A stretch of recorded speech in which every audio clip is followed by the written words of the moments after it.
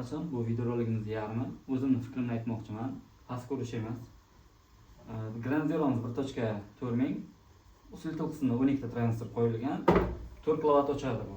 Blokdan qisman 1 sotok chiqaradi. Kondensatorlar 160 voltga turibdi.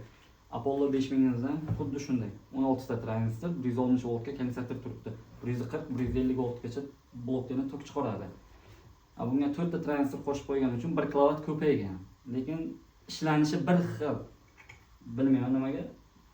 Xuddi shunday Dante Xitoyda brendi, o'zi hamma biladi.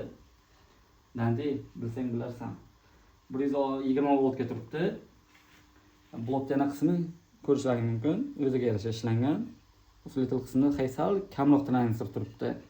Lekin 1.1.5 koreyskiy производствоda. Blochoklari hammasiga o'xshashlik yo'q. Lekin bularda o'xshashlik bor. Xitoy baribir hammadan ajralib turadi. To'g'ri, brend Xitoy, sifati yo'q. Lekin bu ham ancha-munchaning damini berib qo'yadi. Men birinchi bilayotganim Devons. Koreyskiy sxemasi ham mana hattoki proyekt bilan Grand Zero'ga o'xshamaydi. Yo'nalishni o'zgartirgan. Men o'ylayman, qaysi brend bir-biridan ko'chirgan. Lekin u 2014 chiqqan, 2018. Bu birinchi chiqqan Grand Zero. Bilayotganlar kommentariyaga yozamiz. Videoni shu bilan tugatdik.